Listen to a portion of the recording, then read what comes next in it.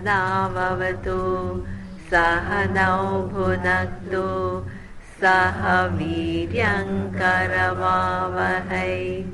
तेजस्विनावधीतमस्तु मा विद्विषावहै। ॐ शान्ति शान्ति शान्तिः।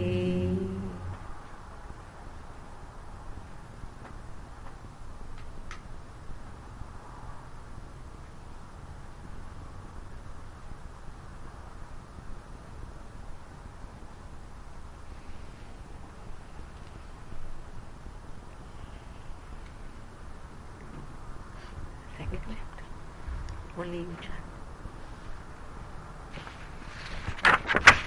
ततस्वाध्यायेश्वर प्रणिधानानि क्रियायोगः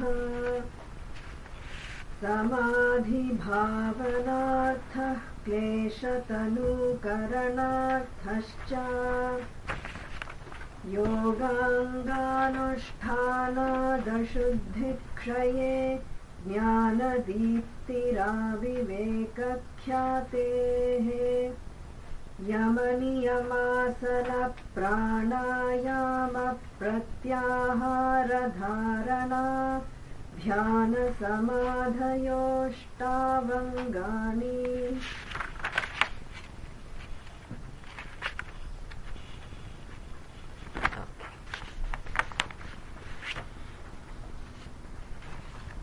So now, the next two sutras are actually, luckily, not so difficult. So we saw Tapa, Swadhyaya, Ishvara, Pranidhanani, Kriya Yoga. So how is this Kriya Yoga, how is it described? It includes what? Preparing yourself. And what does preparing yourself mean? What was the previous sutra about?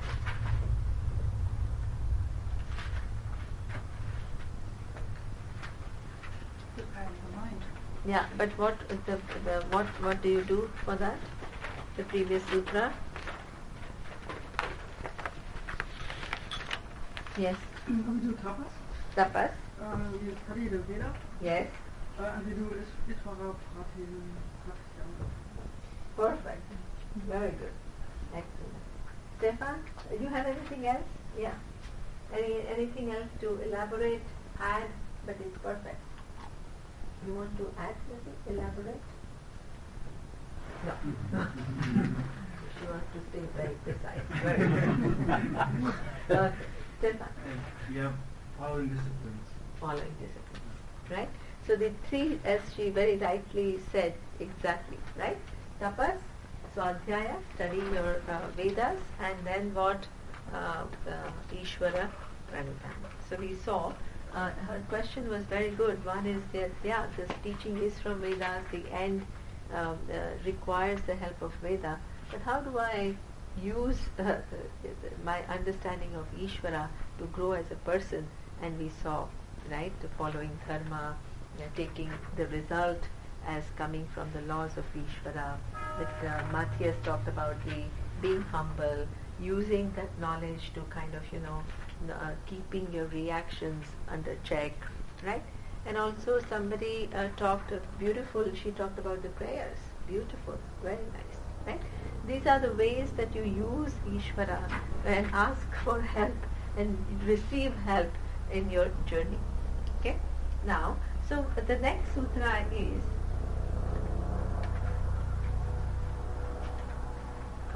what will this Kriya Yoga do? So the answer is Samadhi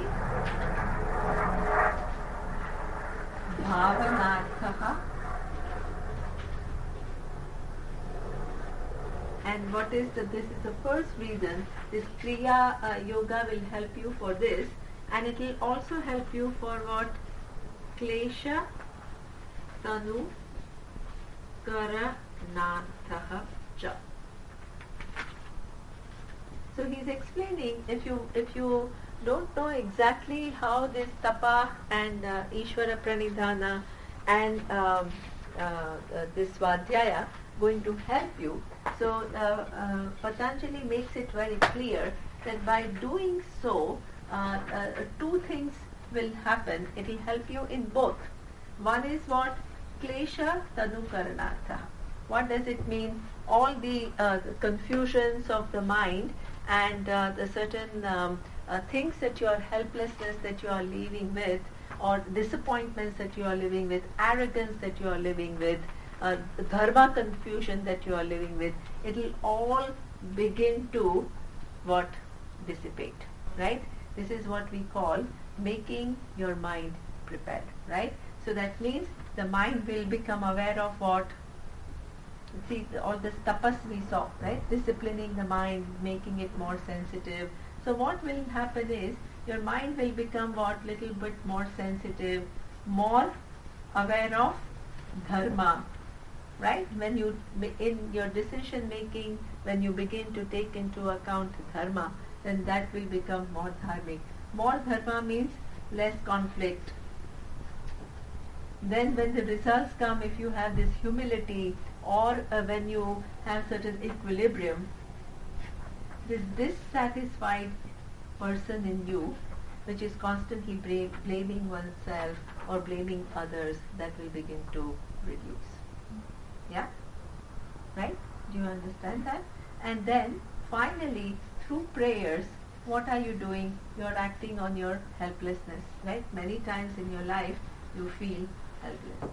So now do you see that by these practices that you do have directly, he is explaining, they have a direct implication on the quality of mind that you enjoy.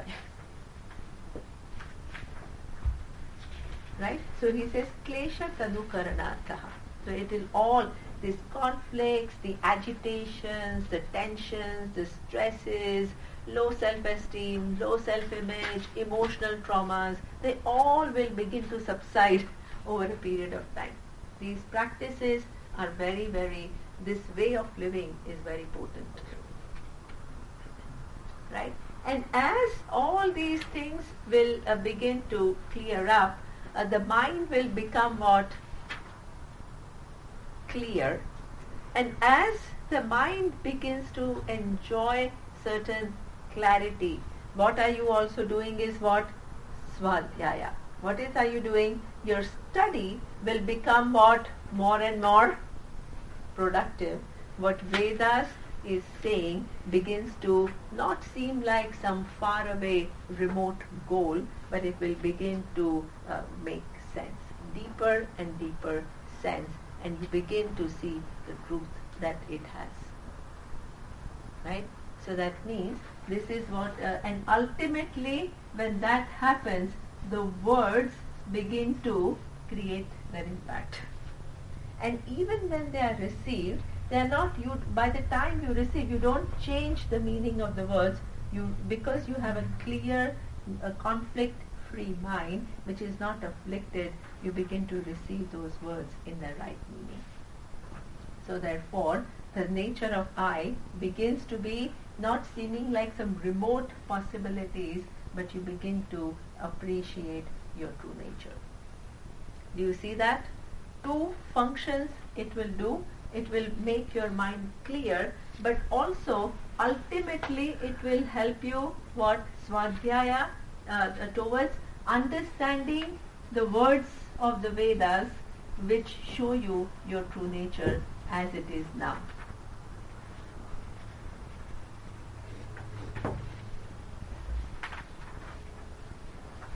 So that means these practices are not just, they will help you towards both. Right? Now, what you need to understand, I will just go into one little technicality and then I will move to the next sutra, because I don't have much time. I keep watching it. That I'm not used to. I'm not used to looking at the time. I'm used to just explaining what I want, but I have to do it. Right? So, the one thing that you need to understand, the process through which any knowledge takes place, right? Yesterday there were very interesting questions, and the questions were, how can a limited mind understand what something which is free from limitation?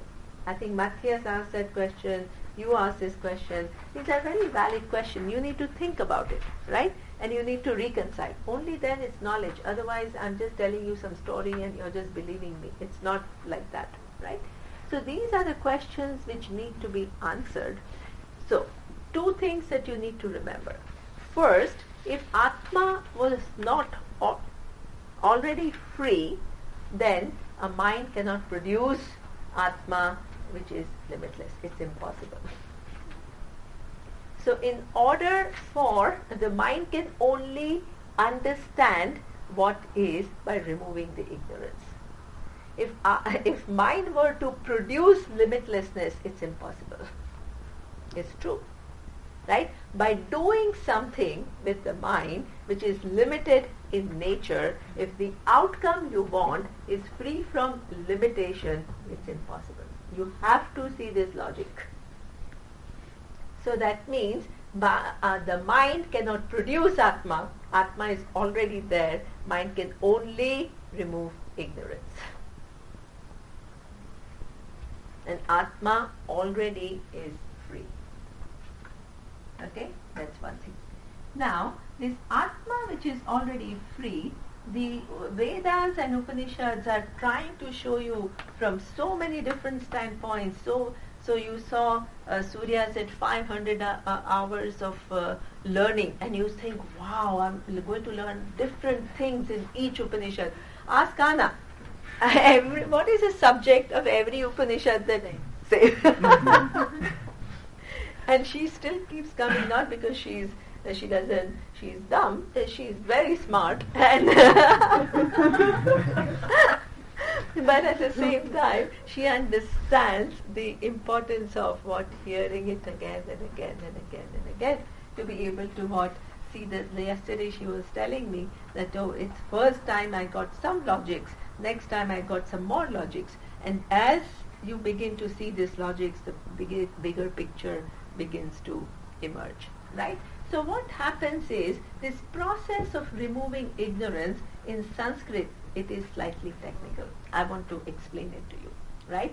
Any knowledge which takes place is through vritti. We call it vritti jnana.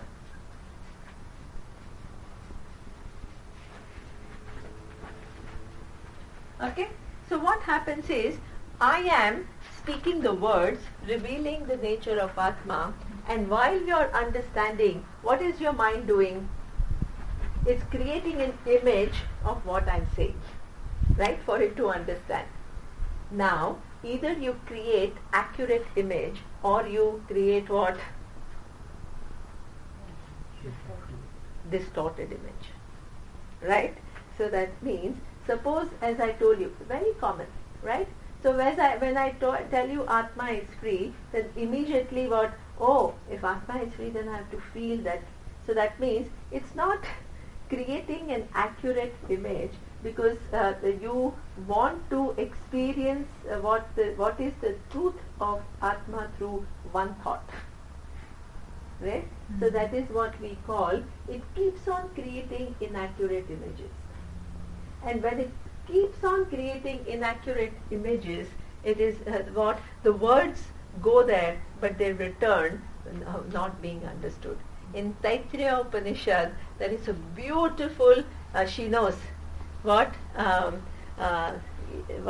there is an amazing thing that aprapya manasa saha. What is that? She has the book actually. You bring a mantra, you have the book here? Yato vacho nivartante aprapya manasa saha. That is what it means. What it means is that the teacher's words reach the person. The mind cannot capture the true meaning, aprapya, not what it and the mind is unable to capture it, and it just bounces back. So that means what you need to do, all these preparations what will it do is enable you to receive the teaching without distortions. Keep the right meaning. So as I told you, when I told you, see, this I have to keep clarifying. In the morning I told you that pratyaksha and anumana will not give you the knowledge of Atma. That's all I said, right?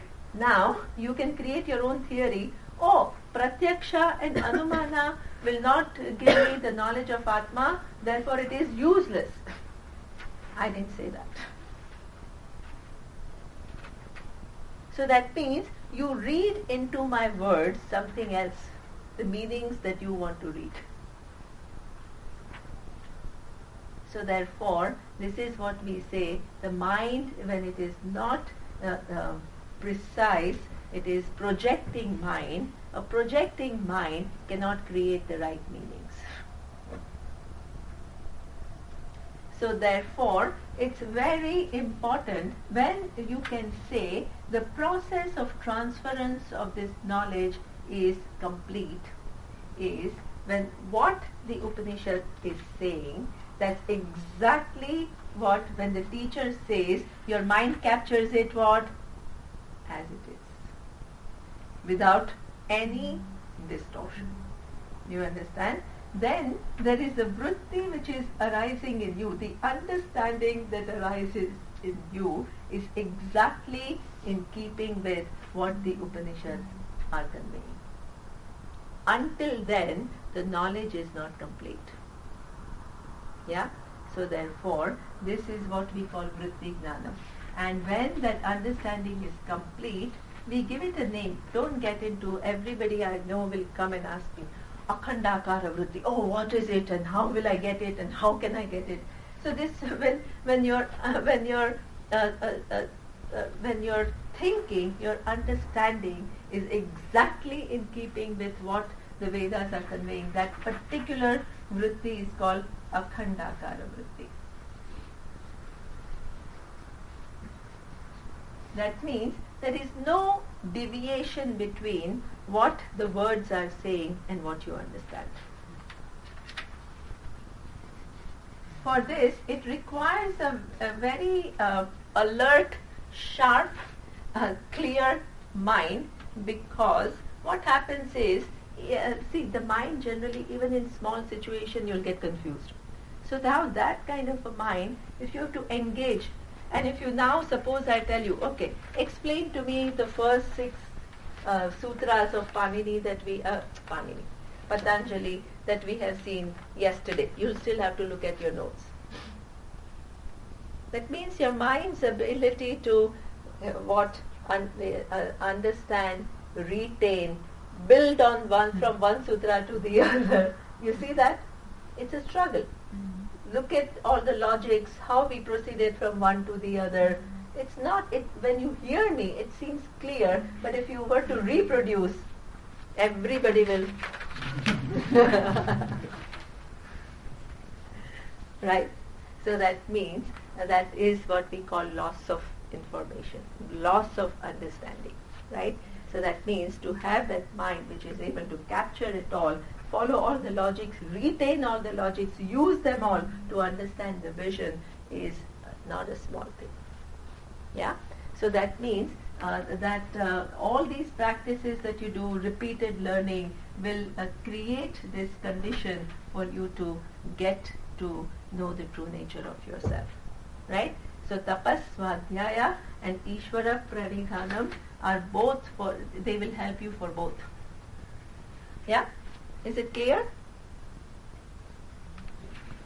Next sutra. Now I have to go a little faster because time is running.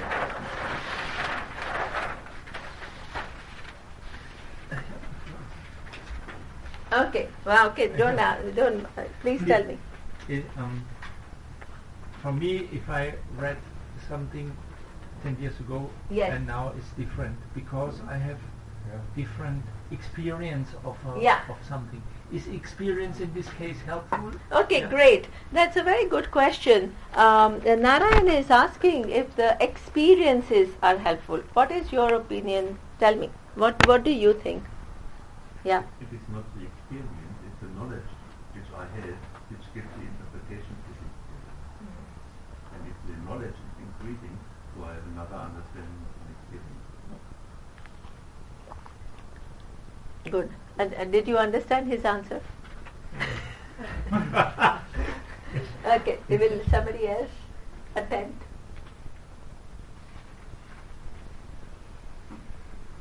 What Carl was saying was that it's your understanding that is getting better.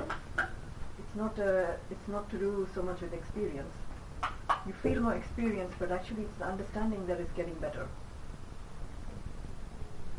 Or I tried another way. Sure. You go through your life experiences, and but you have now some more information, and you go through the same experiences again and again.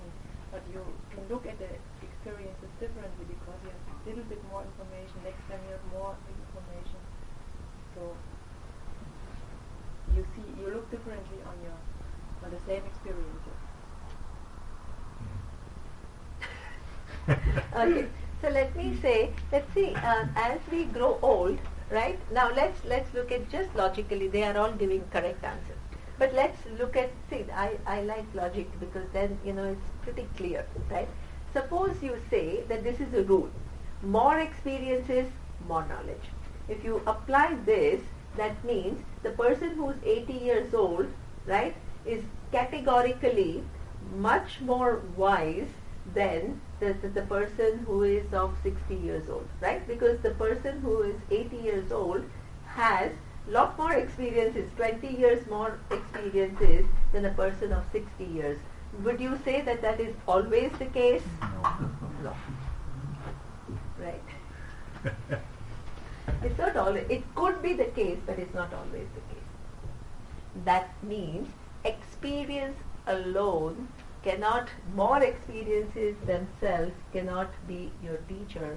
The experiences can teach you, provided you want to learn and you invest in some learning which will help you to deal with your experiences a little bit better. The more you do that, your capacity to use the experiences for your learning becomes better. Is that okay? But for example, if I can read about a country, everything. Yes. But if I go there, it's total, I understand it total different. Okay, so Narayan is talking, this is a very good question. This is an excellent question which is coming up again and again. See, nobody wants me to proceed. So I'm trying to proceed, but everybody, this is good actually. They're asking good questions, right? So what Narayan is asking is, suppose I lived in Thailand, suppose, right? And I keep explaining to you, what is Thailand and what is Bangkok city like and what are the buildings and what are the temples and all that.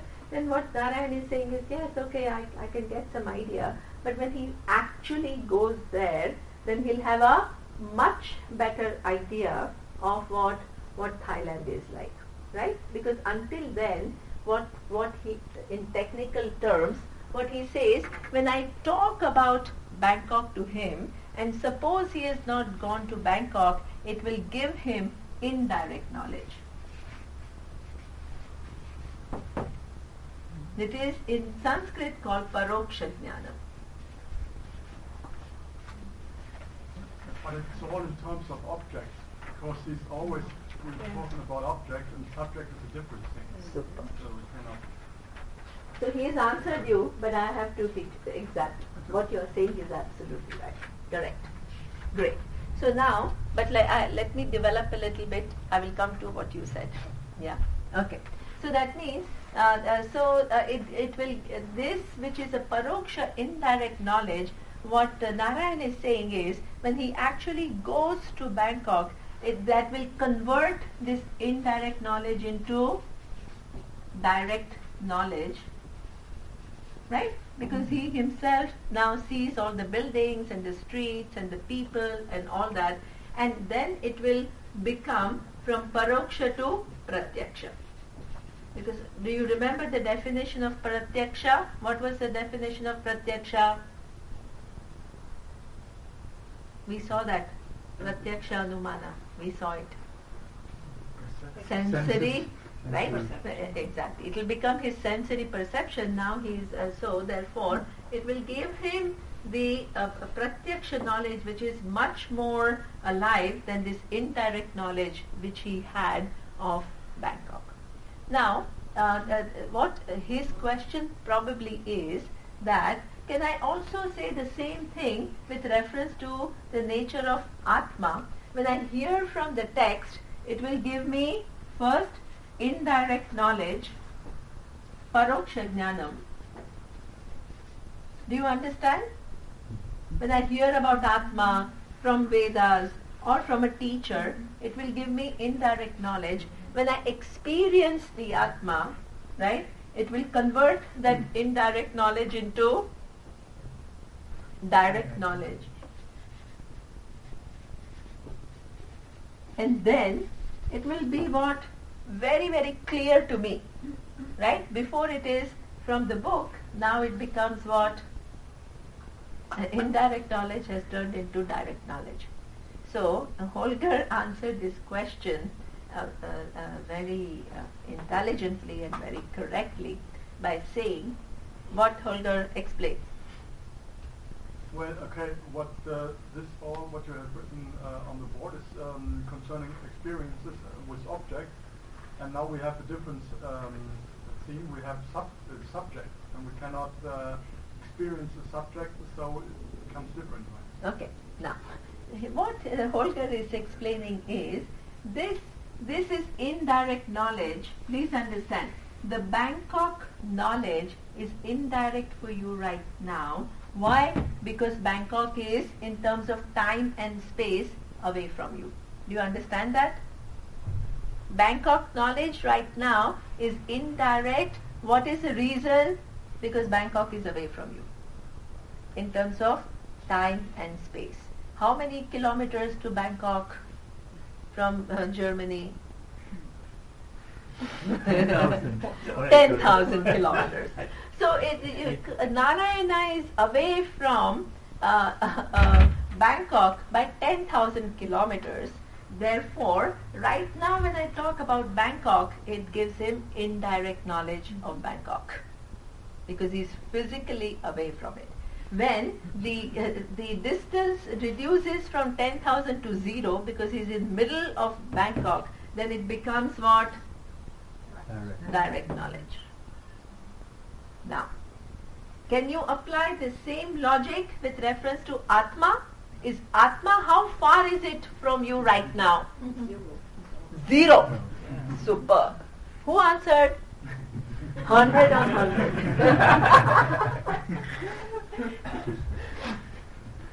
100 on 100.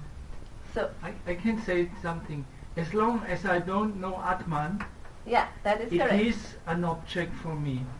I cannot, because if I don't know Atman, it's an object. We speak about knowledge like an object. Only if I really have it, it gets. So that means we don't say that. What we say is, we say, till you don't know the nature of Atma, you're ignorant because you don't know. And the minute you come to know Atma, it is something which you know. So the other problem is not of indirect and direct knowledge. It's between ignorance and knowledge. So you're trying to figure it out. As I told you, your mind is trying to reach, but it has not totally reached. So that's why it's still within ignorance. You see, you're trying to solve the problem of ignorance, but it's not totally removed. I explained through this vritti jnana. Okay? So what you're saying is, yes, it's not yet solved. It's still, and then at one point you come to know the nature of Atma. For anything to be an indirect knowledge, please understand the object of knowledge has to be away from you. Here, Atma's knowledge can never be indirect because there is one Atma. There is only one thing in this universe which is never away from you. And that's the logic that Holger was trying to say. That indirect knowledge is of things that are away from you. Atma's knowledge can never be indirect. Either you know Atma or you don't know Atma. So if it seems like it is away from you, we don't call it indirect knowledge. We call it you're still within ignorance. just technical difference. Yeah. But it is also not pratyaksha. Superb. Excellent. In case of excellent Bangkok, it becomes pratyaksha. But as Shantala, who is very clever, she remembers that pratyaksha can only give knowledge of what? Your senses can only give knowledge of objects. So here, when you know Atma, which is a self-revealing presence, you don't call it pratyaksha, you call it aparoksha. These are all the technical things which are extremely important in this whole analysis of knowledge. It becomes aparoksha jnanam. Why do we use aparoksha jnanam? Because pratyaksha jnanam is said to be direct knowledge and paroksha jnanam is said to be indirect knowledge. So suppose I tell you it is not pratyaksha jnanam, you may think it is paroksha jnanam. Then you may think it's indirect knowledge. I have to say neither it is pratyaksha nor it is paroksha, it is aparoksha. It is something which is immediate, but at the same time it is not pratyaksha. Superb. Do you understand this logic? Yeah. Wow. Go ahead. I have heard of 7 stages of enlightenment, and it said that I think indirect knowledge should be, I think, the 4th, then direct knowledge, then moksha, and then chutti. This is not the tradition. Something different? No. See, you can't do these kind of things for Atma, which is immediate. Either you know it or you don't. You can't know it as an object and say, oh, I know it. You see that? You see, just think about it. Right? You can't say pratyaksha means what? Oh, I know it as an object, and then I say, oh wow, now I know it as an object. Pratyaksha means object, objectification through senses. Actually, what I told you is, Atma can never be known as an object. Why? Because it's then it will become just one of the objects within time and space, very small entity. Right? And it also cannot be paroksha. It can never be indirect because you're talking about something that you are that's never away from you. So remember what we saw in the first class. That which is invariably present. Just now itself, as you are hearing these words, as all your neurons are ticking, as you are looking, as you are digesting, there is one presence which is always there. This is a paroksha. Okay.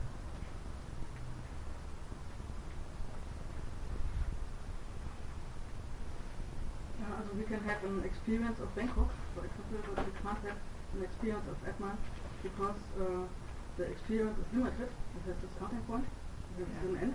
Atman has a starting point and an end. Superb. Yeah. So that's exactly what we saw. See, now what you need to do is, what you are saying is absolutely right, and therefore you need to bring in, you see, subject and object divisions that we saw last time, right? Yesterday we saw. So what you need to bring in your mind is, so if I was talking about this experience of Atma, it will fall in which category? Object category. Right? So now I'm talking about Atma which doesn't come and go. Right? So that because of which you see coming and going of different things, without which you will not come to know. So I give you an example that suppose I ask you to think of a horse, right? The horse comes and goes, you don't come and go, you are there before the horse thought came, you were there while the horse thought is there, and you will be there after the horse thought goes to know its absence. You understand? So we are talking about the invariable presence. That's why we are not talking about experiencing the Atma, because experiences are of objects. We are talking about one invariable presence which enables us to experience everything that comes and goes. In Upanishads, it is said as pratibodha viditam mata. I don't want to go too much into it because so it says that which is an invariable presence which doesn't come and go, and not as experiences which come and go. Yeah. But Can I say one thing? excellent point, Shantala, that you detected that it's not paroksha, but it's also not pratyaksha, it is aparoksha. That's a brilliant. Okay. Just to put it slightly differently, my teacher used to say, our teacher used to say that, and it was very helpful for me. He said, in fact, the only thing which is always and permanently, and I mean, there is no way you cannot experience it, because it's always experienced, is you. And it is this presence now. It's always there. And in this, it's not even a background. It is the core of everything, in which everything is coming and going. And this is always there, and in which all the other small experiences of seeing, dancing, laughing, whatever, are happening. So there is no way, in fact, I mean, you're all the time experiencing it, and what is funny is that we are trying to experience, have a special experience of what is all the time already experienced by us. This is very interesting, no? Right? Yeah, without which no experiences are It possible. does help. It does help. Yeah. So, but I think it's just still working. I think Yeah, the think about it. stages I was talking about is more like the person developing.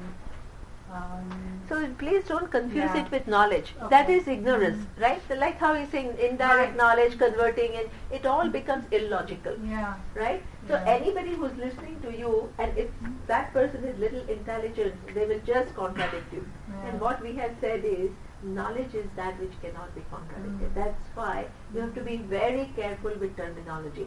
This whole teaching comes with methodology.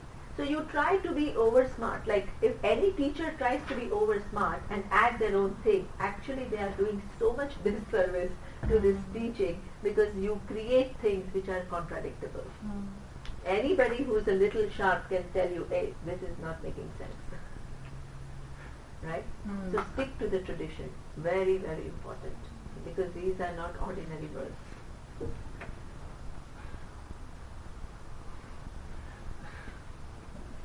But actually, really, as a mind, experience Atman in experience Satchitananda.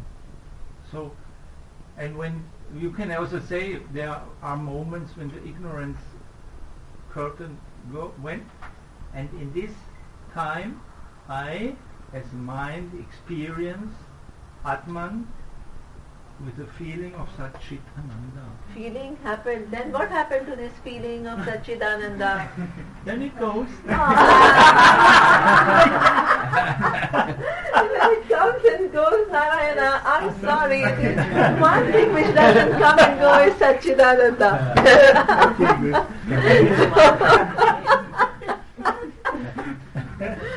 Okay. So, okay. Stay with me. Nice. Okay. Now he's next sutra, Yoga Angaha. So what is all these, the following Yoga Angas he's giving now. Yoga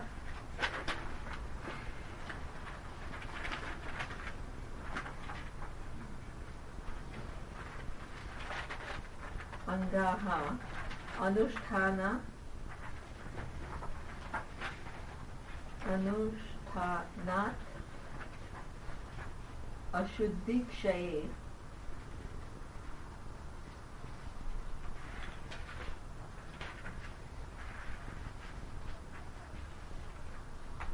Jnanadipti,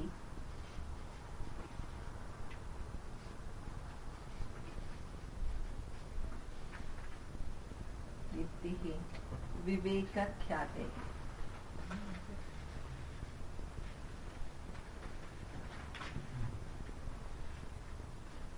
Now, what he's saying is, he's going to make your whole path a little bit easier. So he's going to give you Yoga Anga, following which, Anushthanat, right?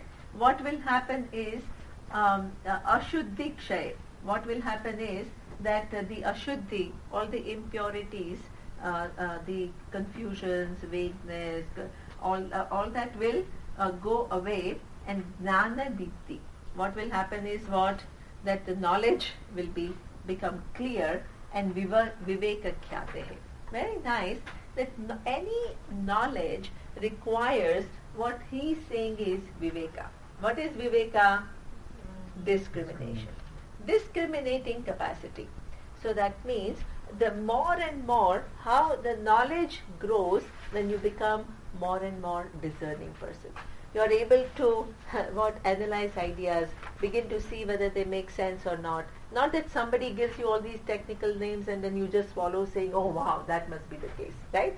So that means you must have that discerning capacity to assess for yourself whether it makes sense or not, right? But that discerning capacity is not like whatever you don't think doesn't make sense. That is not discerning capacity, right?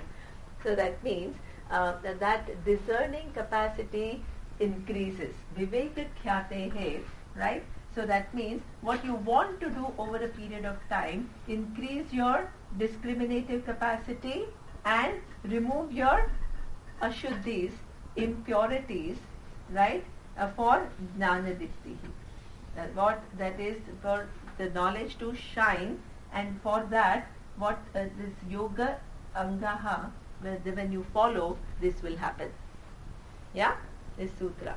So now the next question is, what are these yoga angas? He's giving you steps which will help you in this process, right? For what? Clear knowledge, increasing your viveka, discriminating capacity, reducing your impurities. So this is what we call Ashtanga yoga. So Right? Khyati means to increase. Sorry? Khyati means to increase. Yeah, yes, exactly. For Khyati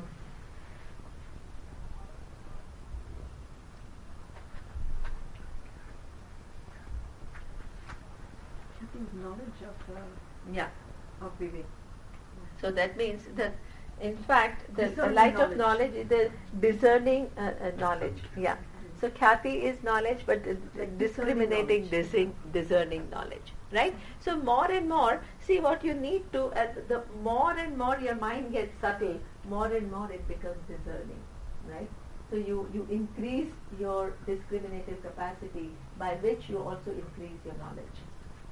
But is it Viveka and Khyati is not the same? No, Viveka for the sake of discriminative knowledge. So that means increasing your discrimination. If you just want to give a meaning to it, it would be increasing your discrimination.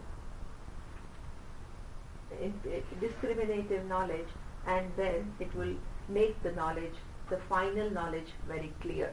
So now, very famous things which you all have heard, right? What are these? Yama, niyama, all these things that you have learnt in your yoga classes, these are what he is now talking about. So we will look into it one after the other. Did you understand this sutra? Mm-hmm. What did it say?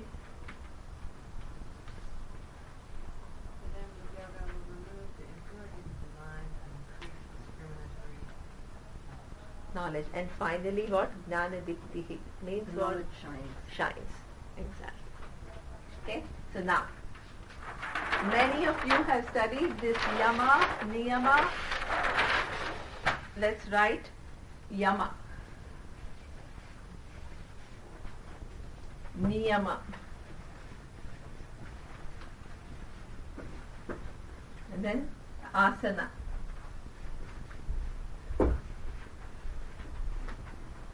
Then pranayama.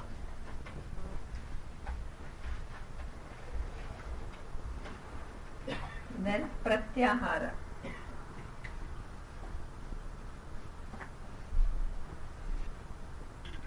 Then dharana. Then dhyana.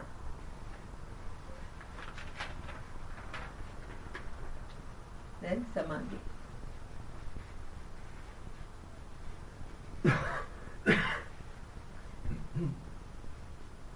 Samadhi dirgha hrasva.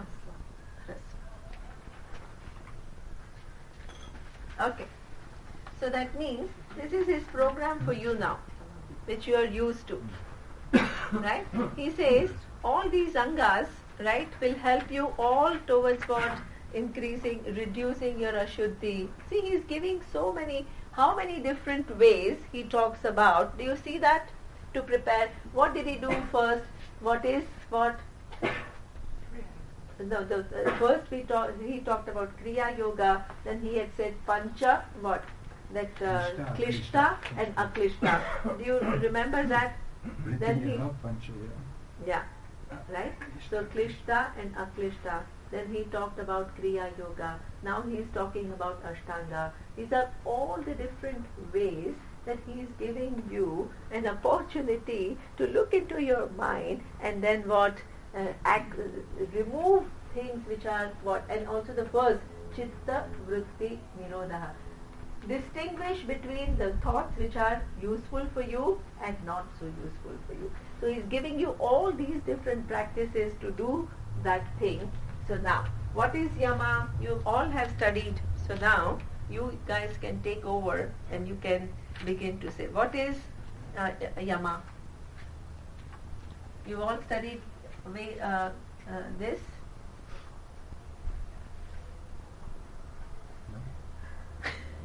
Ahimsa, Satya. What? There's Exactly. 5 yamas and there's 5 niyamas. Okay. What? Ahimsa.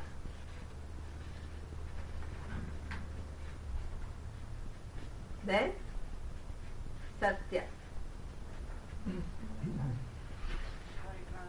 Huh? Aparigraha.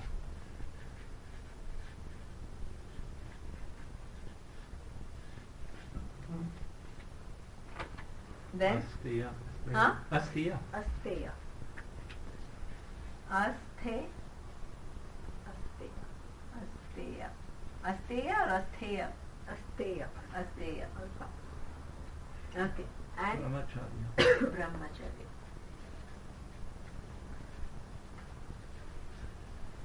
See, there are categories within categories. Even if you try to follow one, you have to do so many things, right? So this is what we mean by preparation. It's not something simple, and it's not, don't think that you come and then you just get to know everything. So all these are things that one needs to do to get here, to your true nature, right? So what is ahimsa? Ahimsa is 4:50. Okay. Ahimsa. Yeah, this is what Germany does to me.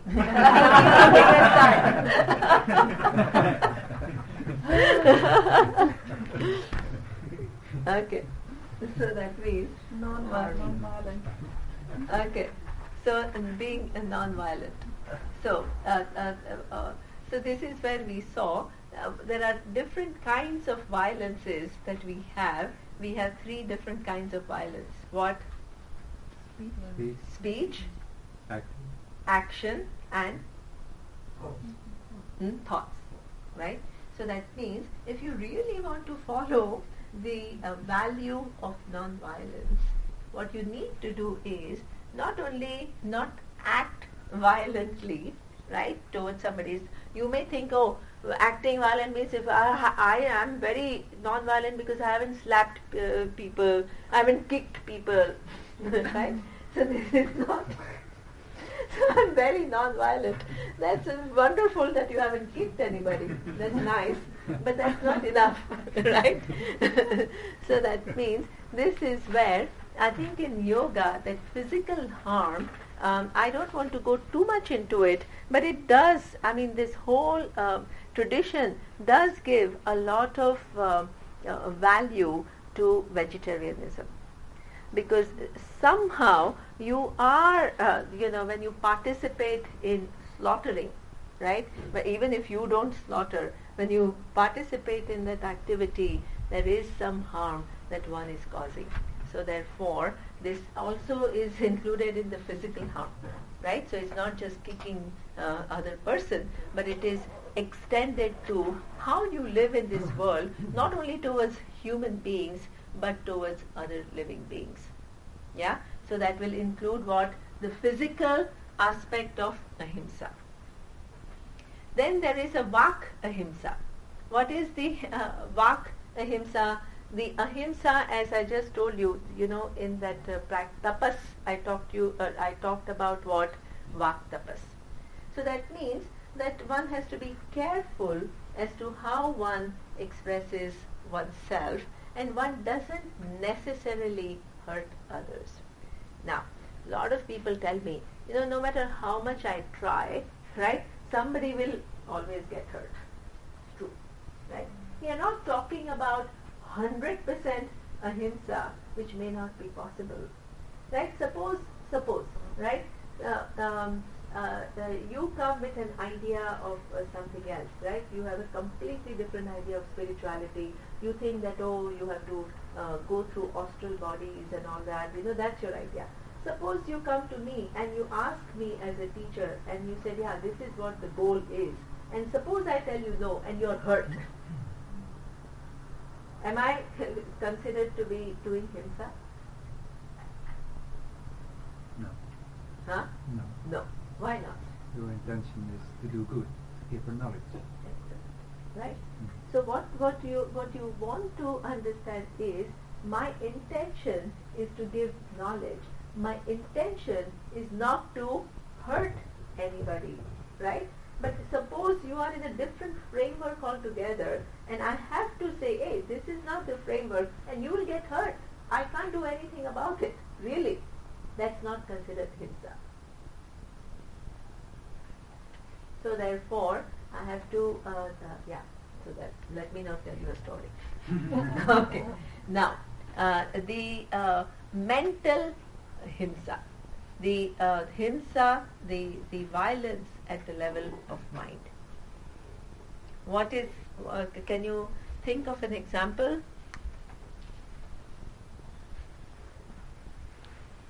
For example, a self-talk inside where I put myself down and judge myself. Wow. See, Anna is coming up with an interesting definition of mental himsa, and we generally think that you're cursing somebody, right? And you're not saying anything, but you're cursing somebody and wishing that person really bad. That becomes mental himsa, even though you're not opening your mouth or you're not physically kicking the person. It is called mental himsa. But she changed the definition of mental himsa to say that not only I have obligation towards others not to think and nurse ill feelings, but I also have an obligation towards myself not to put myself down, because that is also himsa towards myself. Right? How many times we put ourselves down?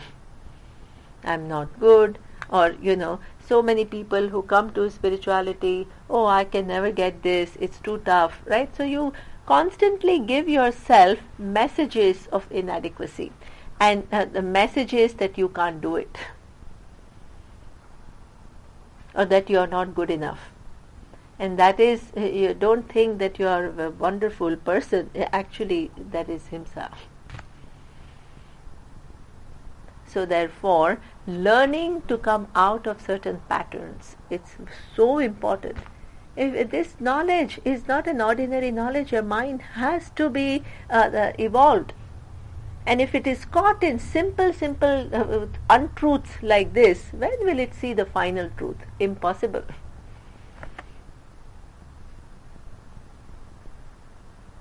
So that means what this ahimsa, as Anna said, good. I'm so glad, Anna, you said this meaning, because so many people are caught in this self-criticism mode, and even they become spiritual. They said, I became little angry. I'm no good. I'm not becoming a spirit. I can't meditate. All the time people come and tell us all these things. Everything that I'm not good enough, I can't do. So therefore, this is what you need to understand. Ahimsa means that. Pull yourself out intelligently. Right? That's what. Then, Satyam. What is Satyam? Your commitment to the truth, as I keep reminding you, that actually ultimately your commitment is not to X philosophy or Y philosophy or the X person or a Y person. Your commitment is to the truth, and you have to remind yourself.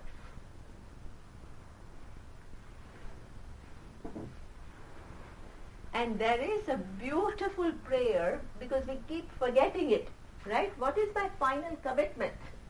And therefore, in Sanskrit, the Vedic, there is a Vedic prayer. Asatoma sadgamaya, tamasoma jyotirgamaya, mrityorma amritam gamaya. Beautiful prayer. What? From the untruth, what? Let me get me to the truth. Let me help myself to reach what? The truth. Help myself. Then what? How will I reach the truth? See, itself says tamasoma jyotirgamaya. What? This truth is there. It's already there. It doesn't depend upon me, but it is what? There is a the darkness which is in my mind, which is what we call ignorance, which covers the truth. So that means, in order for me to go to the truth, how will I search? Will I go and take a torch and look for truth? Where will I find truth? So it says the way to the truth is removing what? Your tamas. Tamas is that of darkness, of ignorance. And jyotir is what? Light of knowledge. So that means the truth can be found when I remove my ignorance and see the truth of myself in a clear light. What will that give me? Mrityorma amritam gamaya. What?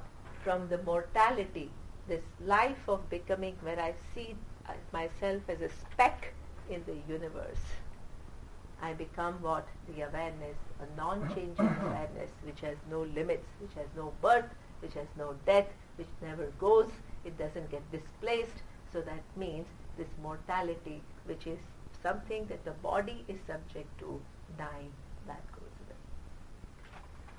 Prayers. So that means you have to help yourself with the prayers, intelligent prayers, which will help you in your pursuit, right? So that means this is what you call your commitment to Satyam. In order to get to the final Satyam, you need to have little Satyams in your life. Start with little Satyams. But in practical life, for instance, white lies allowed? How cute. Okay, white lies are allowed? Okay, that's the question. Very good. Very good question. Okay, so first we have to ask you, what does white lie mean? What is it that, what will you consider a white lie?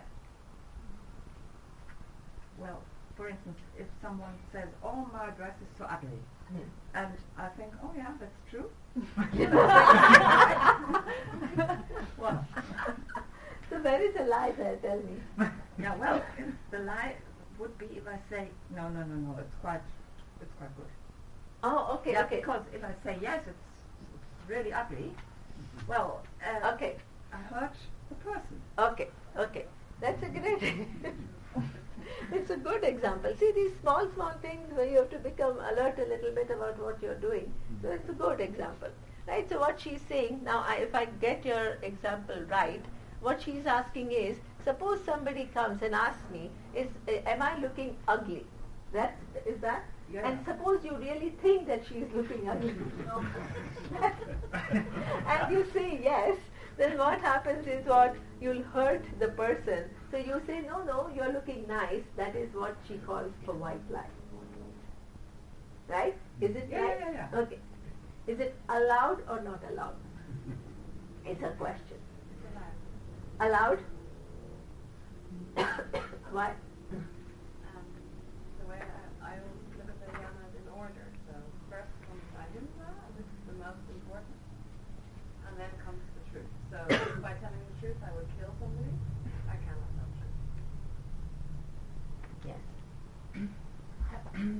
in this example, it's not about truth, it's about your opinion on something. I think there's a distinction between saying the truth and saying something you think is, in your opinion, the case.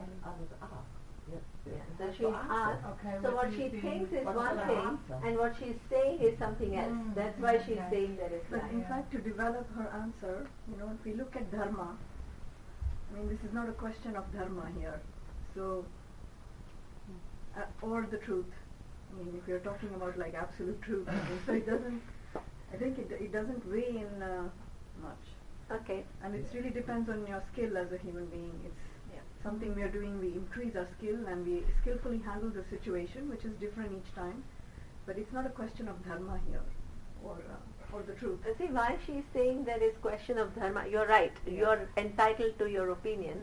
But why she is thinking that it's a question of Yeah. dharma is because what she feeling- thinks is yeah. one thing Mm. and what she says is something else. I got it. You see? Yeah. But Not I totally congruent. agree with you that Yeah. it's not like dharma, but Right. there is some discrepancy between what you're saying and what What you're you're doing. thinking. Yeah. Yeah. But it's also you can say what you think, but you can also say in a diplomatic way. That's the Yeah. skillful. That's the best way. Exactly. That's the best way to say that, maybe this is not my taste, or you're looking ugly.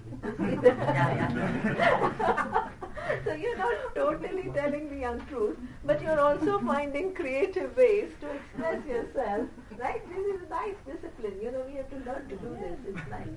Everyone is unique. Yes. This is a universally used line to not make anybody feel bad. But it's true, right? I mean, the way we dress, the way you dress is different. Interesting So if dress. someone Yeah. asks me my opinion, I say, don't ask me because we are very different people. You could try and find some beauty in the dress.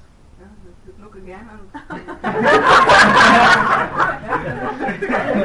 Maybe she's I like you Yes. that's a model. That's the trendsetter. Yeah. Okay, great. Never You see, seen there's it, so but many creative good one. ways. It's wonderful, right? So you make life fun, right? Don't make it, oh yeah, I'm following Yama, Niyama, and that. Right? Make it a little fun.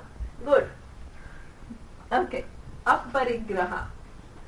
What aparigraha means what?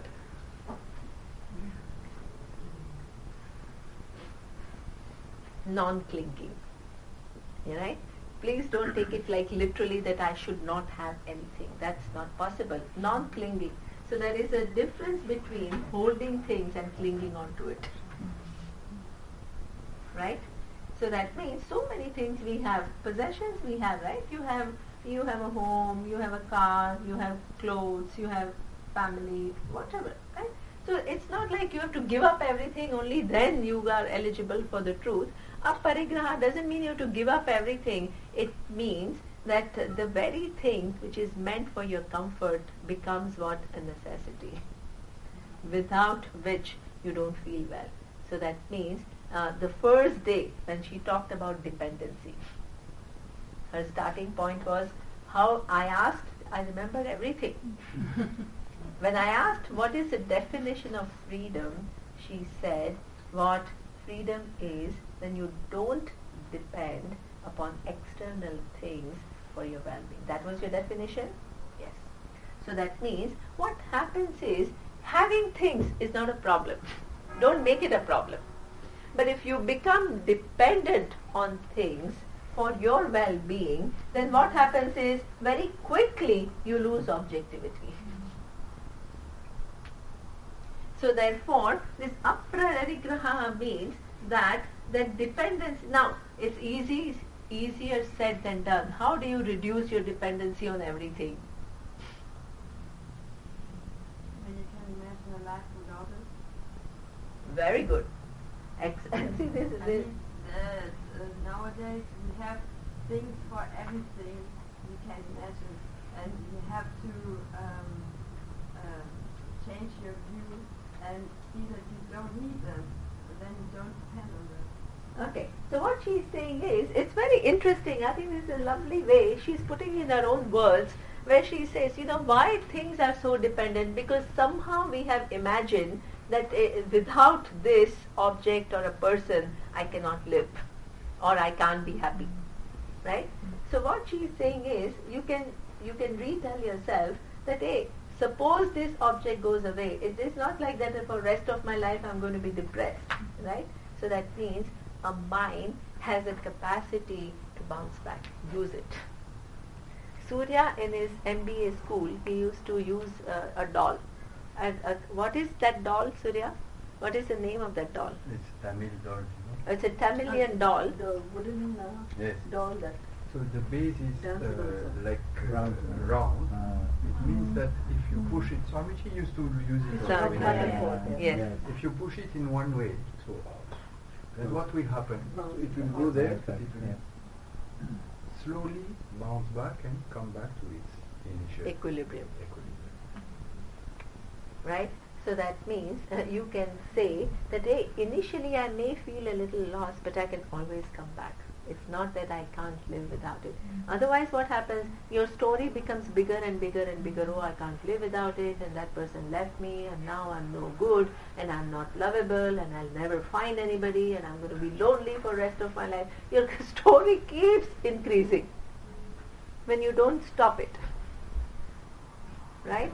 So therefore, this aparigraha comes when you begin to see that nothing in this life in so many ways is totally indispensable. Right?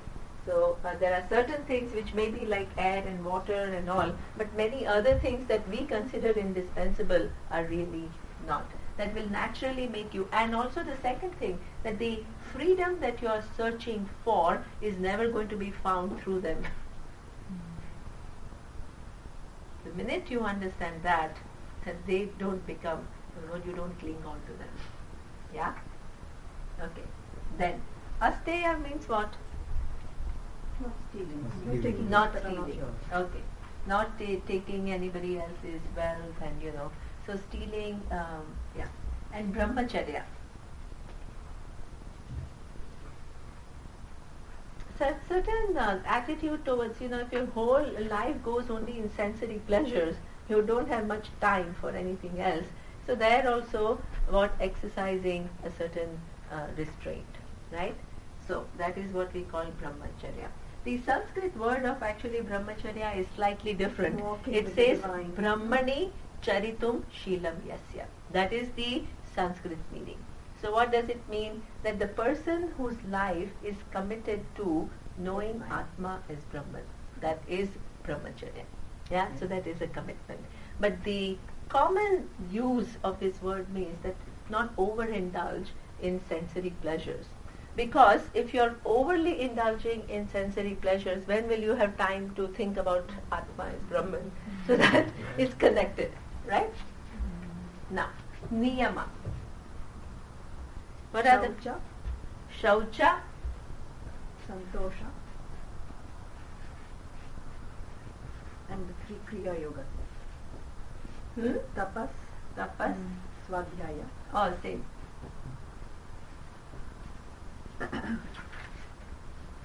Ishvara Pranidhana.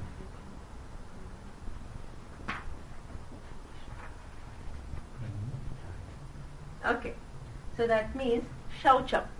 These are by the way, there is a lot of similarity between Bhagavad Gita. In chapter 13th of Bhagavad Gita, there are 20 values, and many of them overlap. So Shaucham. What is Shaucham?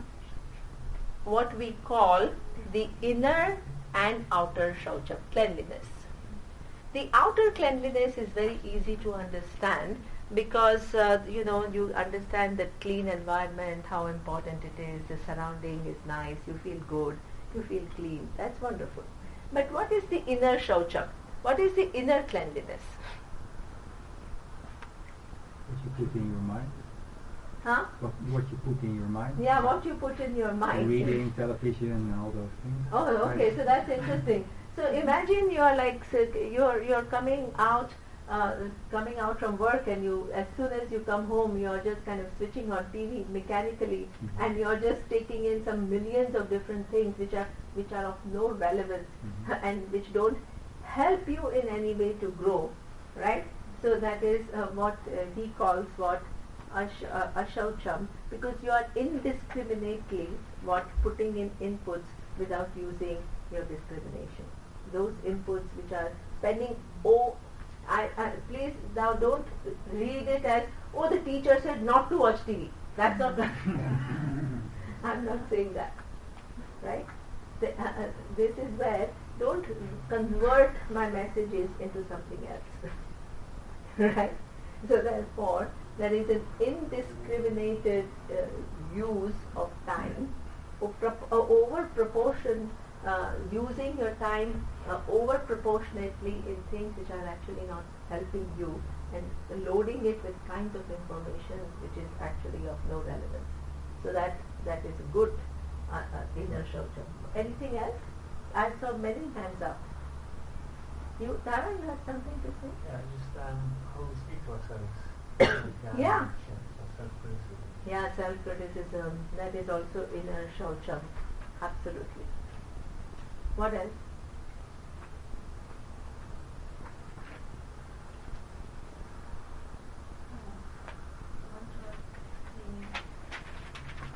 Yeah, so that is little cleansing, no? Chanting the mantra is cleansing your, very good. The one thing that is very important, that is, if we look at many of us, what we store, which is already stored in our mind, is years of resentment, years of unresolved emotions, years of sadness which is got unaddressed and unaccepted. So that means you are stuck with all of this. Even if you don't take no inputs external, you are still stuck with this load. And this load that you are stuck with, you have to do something to free yourself from it. That is called inner shaucha. Yes. Does it mean that it's natural for humankind to not have problems? Or is it, you know what I mean? So what I mean is, sorry you were not there, but see, the whole thing is that we take ourselves to be small, right? And that's because of the whole starting point is, and that's because of our ignorance about who we are. Now we keep living in this world as a small individual, and we collect other problems, right? So that means I live as a small person and I'm over relying on you to tell me things that I want to hear. When I don't hear, I feel sad. That sadness is not expressed, so I'm bottling it. So that means over a period of time you bottle so many things which are actually not necessary. It's not that you're not supposed to do it, it's a very natural thing that happens. Like how we saw, you were there for Mahabharata, no? Yes, I understand what you mean, but I'm just asking if it's in general not normal to have problems. Yeah, true, exactly. So what you want to achieve is free yourself from these problems. Exactly. So I can have. You can. Yes, problems. Exactly. Right. Yeah. So that means you can help yourself out of it. This is what Patanjali is saying. If you help yourself out of all of this, then you will come to know your true nature. You will abide in your true nature.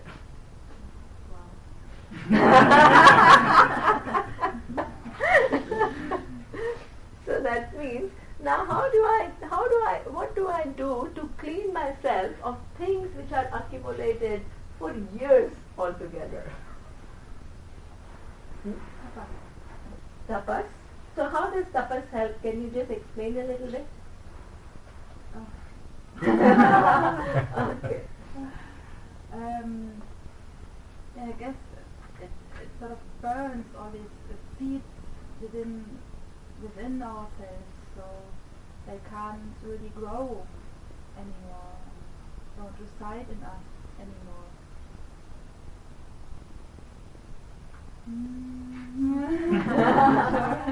Yes, exactly. It sounds wonderful, but how do you let not the seeds grow and take out everything which is already there, and little bit. You mean tapas, like the definition, how we define tapas? No. What we are talking about, this inner shaucham. Yeah. So inner shaucham means how to clean ourselves of all these resentment and anger and frustrations and sadness which we are carrying within us right now. From next tomorrow I can be little bit more careful. Oh yeah, I see so many hands. Wonderful, they have all solutions. Great. Karma yoga. Okay. Not being attached to the fruit of your actions and giving it to the field. But see, please understand, karma yoga is about the choices I make from now on. I'm talking about things from the past that I'm already, karma yoga, suppose you come to hear the term karma yoga when you're 30 years old, suppose.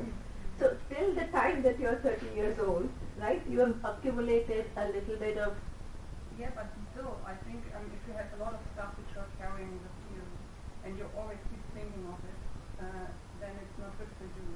Okay. If you instead do some work and don't be attached to the food, I think this can also help you. So you think you can erase your memories of things that hurt? No, but you can focus your mind on something else? uplifting and something better for Okay. Very good. Okay. Huh? Therapy. Well, you can See, that's recreate one of the those. ways is to, yeah, exactly. There are so many ways that are available to, which help you to process. That may not be the only way, but that is certainly one of the ways that you can help yourself to little bit understand what you're, and clear yourself of the past burdens. That's a very valid. And sometimes we need to retell our stories. Okay, from the great. past. So there is a practice of shama that we saw, where you yourself can little bit look into your past and retell the story of what happened. Yeah. You're capable of doing that. Right? So that is, okay. Wow, wonderful. Everybody is full of solutions. Great. To forgive. Okay. So forgive means, suppose I'm holding resentment towards X person, somehow my mind has to be released of that resentment. Right? Now how do I release that my mind of that resentment which I'm carrying? In Sanskrit we call a particular way of freeing, and that is what we call pratipaksha bhavana. Nice. Very good. So we don't use the word forgiving as such, but what we say is pratipaksha bhavana.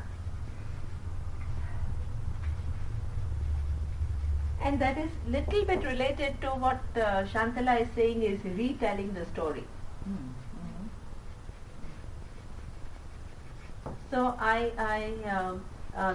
did, a child who felt lack of love from parents. I have a good friend, and her both parents were working, so they were there out from morning to night. So what happened is she first felt that my parents are never around for me. Then she felt abandoned. Then she felt not loved. So now she is some 50 years old, but she still has this feeling of not being loved, and that interferes with how she relates to her husband, how she relates to her kids, and she's always feeling I'm giving so much and I'm not receiving enough love. So now what is when you're caught in this story, you can't come out of it. What helps you is pratipaksha bhavana. You try to see the situation from your parents' standpoint. Paksha is what? Other side. Right? And see that it's not that they didn't love me, they just were working hard to actually support me. You see what I mean? So that means, and they were doing what they could do, right? Maybe they were working very long hours because they wanted to provide me with the things which were the best for me, even though I felt that I was alone at home for hours. So that means what you do is look for other possibilities, right, for what has happened other than the story in which you are stuck. When you do that, you actually see, when you tell the other story, don't make it an unrealistic story, right? Don't say, oh, they love me so much, it's only my fault that... Don't create... right? So you just say, yes, they were not there, but for them not being there, there is more than one reasons why they were not there, right? I interpret it as they didn't love me, but there could be other reasons. These are the different ways in which you naturally Right? It's not like, oh, my parents were really bad to me, but I forgive them. It's not like that. Do you see the difference? You change your view of the situation. In light of the changing of the view, automatically the resentment will go away. Yeah? So that is what we call pratipaksha bhavana. This is what is connected to inner shaucham. Releasing things which are accumulated from the past. I see so many hands up. Yes? I think in the end also self-inquiry does help coming to the conclusion that I am not my story. Brings this kind of distance to what is. Yeah, see, that's where I keep telling all the people who study Vedanta that you have to be little careful with that. You don't want to be in denial. Yeah. Right? Because here Patanjali is saying so much that all this preparation is needed before you get to your true nature. Suppose you start pretending, oh, my true nature is always full, I don't need any of this. Don't do that. Because really, who is to hurt you? So, you are in some spiritual kind of a grandeur and unconnected to reality. So, yes, it is true. You can have certain distance with reference to your story. It's true, and that's very useful. But somehow you have to deal with it. Right? After that distance, don't ignore it, saying that I am already full. Yeah? Okay. Amba. I only wanted to know if you mean by that you have the story which you have in is from a child, and you mean by that you have a look as an adult to the story of a child, and you have another standpoint? Super. Yes, that's exactly what I mean. Okay. So what you have to do, Amba is asking a very, very good question, because the story that you are carrying within you, which has given you resentment and anger and all that, is what Amba is saying is a childhood story, right? So these events happened and you made what you felt like this, and this is what you are. That story hasn't gone. The events have gone, but the story continues. So what Amba is saying is, as an adult, as a child maybe you were incapable of giving yourself a different story, but as an adult you can look back and see this is a child story. And now I'm an adult, I can change that story because now I'm given the capacity to look at the situation from so many other standpoints. My story may not be the truth, right? So that's a very good point.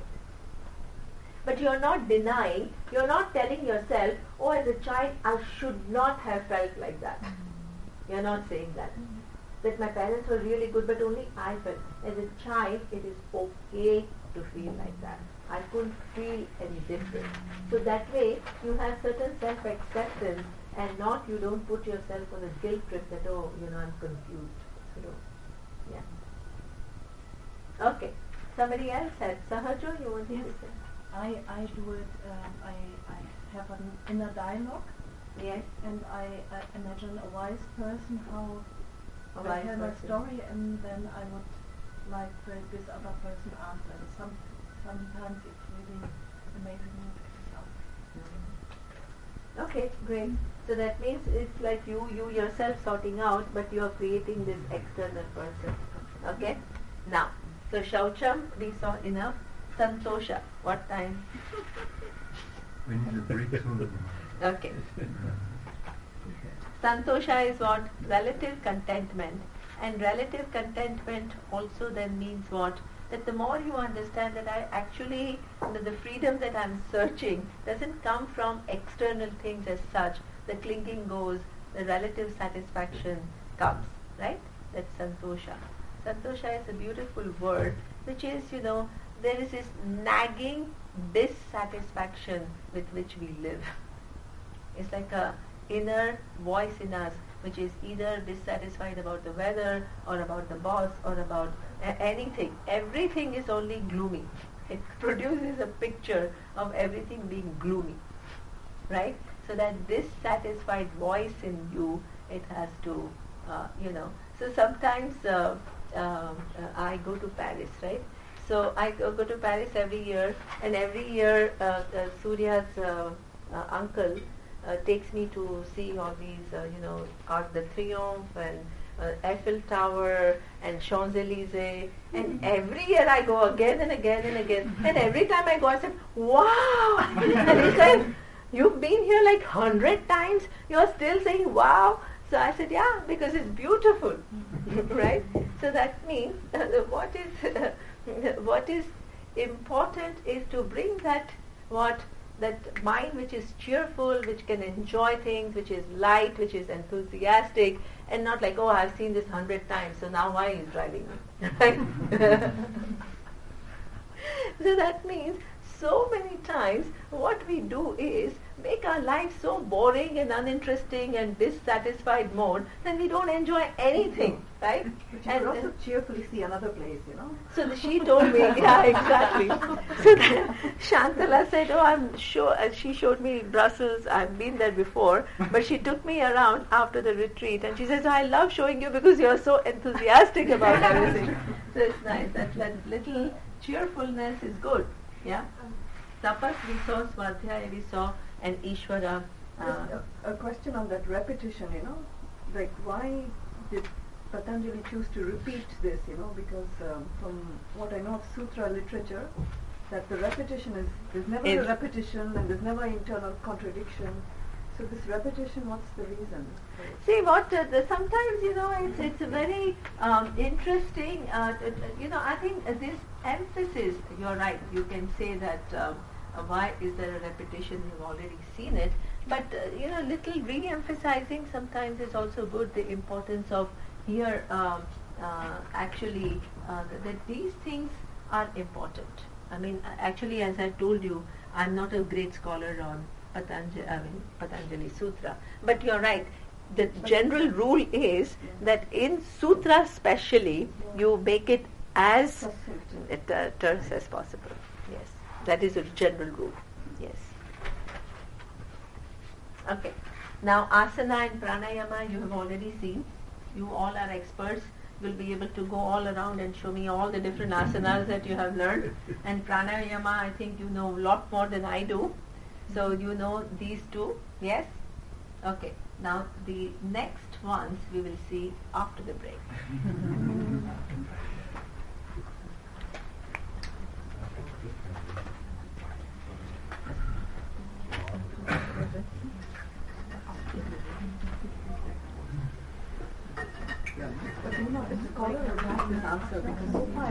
Okay, yeah. One sec. My prayer.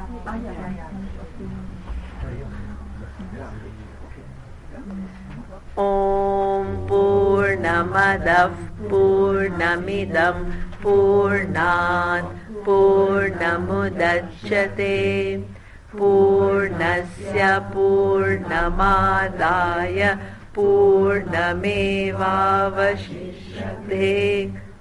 Om Shanti Shanti Shanti.